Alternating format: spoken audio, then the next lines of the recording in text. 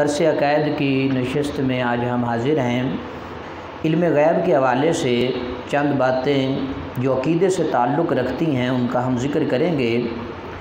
اللہ تبارک و تعالیٰ نے انبیاء علیہم السلام کو اپنے غیوب پر اطلاع دی، یعنی 1,24,000 کم و بیش انبیاء رسول جو ہیں اللہ تعالیٰ نے انہیں غیب کا علم عطا فرمایا۔ زمین اور آسمان کا ہر ذرہ ہر نبی علیہ السلام کے پیش نظر ہے، مگر یہ علم غیب کہ ان کو ہے اللہ کے دیے سے ہے۔ اس علم کو کیا کہتے ہیں؟ یہ علم عطائی ہے، کسی کا علم ذاتی نہیں۔ 1,24,000 کم و بیش انبیاء رسول میں کسی بھی نبی کا علم جو ہے وہ ذاتی نہیں ہے، بلکہ اللہ کی دی ہوئی عطا سے ان کے پاس ہے، یعنی سب کے سب انبیاء کے پاس اللہ کا دیا ہوا یہ علم ہے۔ اس علم کو کہتے ہیں علم عطائی، اور اللہ کے پاس جو علم ہے اس کو کہتے ہیں علم ذاتی۔ اگر کوئی اللہ کی ذات کے لیے اس علم کو کہے کہ اللہ کا جو علم ہے وہ علم عطائی ہے تو وہ بندہ کافر ہو جائے گا۔ کوئی بندہ یہ عقیدہ رکھے کہ انبیاء علیہم السلام کا علم غیب جو ہے یہ ذاتی ہے تو وہ کافر ہو جائے گا۔ یعنی ہر ایک ذات کے لیے الگ الگ علم ہے۔ جتنے بھی انبیاء رسول ہیں سب کے پاس جو علم ہے وہ اللہ کا دیا ہوا ہے، کسی کے پاس علم ذاتی نہیں ہے۔ اسی طرح اللہ رب العزت کا جو علم ہے وہ اللہ کا علم ذاتی ہے، کسی کا دیا ہوا نہیں ہے۔ اگر کوئی بندہ یہ عقیدہ رکھے کہ اللہ کا علم عطائی ہے تو یہ محال ہے۔ محال کا معنی آپ کو یاد ہوگا، پچھلے درس میں ہم نے ذکر کیا کہ جس کا امکان بھی ممکن نہ ہو، جس کا پایا جانا بھی ممکن نہ ہو، محال اسی کو کہتے ہیں۔ اس کی مثال ہم نے ذکر کی تھی کہ کائنات میں دوسرا خدا محال ہے، ایسے ہی یہ عقیدہ آپ نے رکھنا ہے کہ اللہ کے لیے عطائی علم جو ہے یہ محال ہے، اور انبیاء علیہم السلام کے لیے ذاتی علم جو ہے یہ بھی محال ہے۔ اس کی کوئی صفت جو ہے، کوئی کمال کسی کا دیا ہوا نہیں ہے، بلکہ انبیاء علیہم السلام جو ہیں ان کو اللہ تعالیٰ نے علم عطا فرمایا۔ اور قرآن پاک میں کئی مقامات ایسے ہیں جہاں علم غیب کی نفی کی گئی ہے، وہاں علم غیب سے مراد علم غیب ذاتی ہے، اس کی وہاں نفی کی گئی ہے۔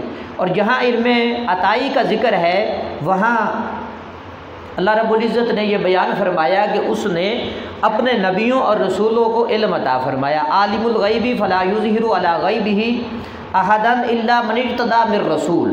اللہ اپنے رسولوں میں سے چن لیتا ہے اور انہیں اللہ تعالیٰ غیب کا علم عطا فرماتا ہے۔ یہ علم غیب جو ہے نبیوں اور رسولوں کا یہ اللہ تعالیٰ کی دی ہوئی عطا سے ہے۔ اگر کوئی نبیوں کے لیے علم غیب کا انکار کر دے تو وہ اللہ تعالیٰ کی لا ریب کتاب کا منکر ہو جاتا ہے۔ اللہ تعالیٰ فرماتا ہے افتؤمنون ببعض الکتاب وتکفرون ببعض۔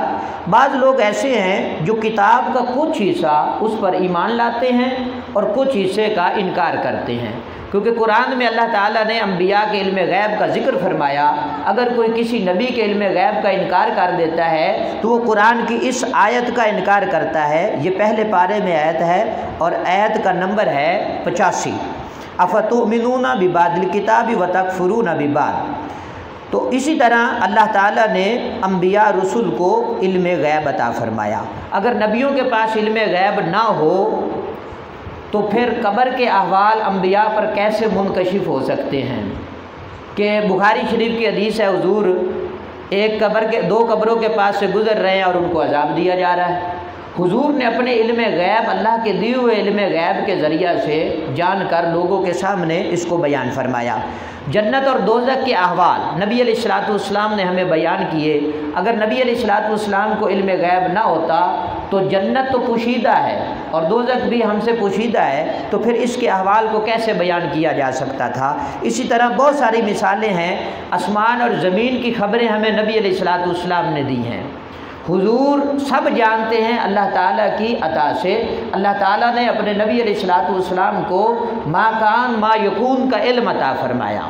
اور اس کا مطلب یہ ہے کہ جو کائنات میں ہو چکا ہے حضور وہ بھی جانتے ہیں، جو ابھی ہو رہا ہے حضور اس کے بارے میں بھی جانتے ہیں، اور جو آنے والے دنوں میں ہونا ہے وہ بھی حضور جانتے ہیں۔ اس لیے تو حضور نے قیامت کی نشانیوں کا ذکر فرمایا اور فرمایا اے میرے صحابہ جب تم میں، اے میرے امتیوں جب تم میں یہ علامات پائی جائیں تو سمجھ لینا قیامت قریب آ گئی ہے۔ اور حضور نے قیامت کی کافی ساری علامات کا ذکر کیا، اور بعض ابھی پائی جا رہی ہیں اور بعض آنے والے دنوں میں پائی جائیں گی۔ یہ حضور کا علم غیب ہے، اللہ تعالیٰ نے حضور کو علم غیب عطا فرمایا، جس کے ذریعہ سے حضور علیہ الصلوۃ والسلام نے اپنے تمام امتیوں کو آگاہ فرما دیا۔ تو آپ اس عقیدے کو یوں سمجھیں، اللہ کا جو علم غیب ہے وہ ذاتی ہے، 1,24,000 کم و بیش انبیاء رسول کا جو علم غیب ہے وہ عطائی ہے، اللہ کی عطا سے ہے، اور اللہ کے لیے عطائی علم ماننا یہ محال ہے، انبیاء رسول کے لیے ذاتی علم ماننا جو ہے یہ محال ہے، اگر کوئی مانتا ہے تو وہ کافر ہو جاتا ہے۔ اللہ تعالی ہمیں عقائد اہل سنت و جماعت کو سن کر سمجھ کر ان کو یاد رکھنے، دوست احباب تک پہنچانے کی توفیق عطا فرمائے۔ وآخر دعوانا الحمد للہ رب العالمین۔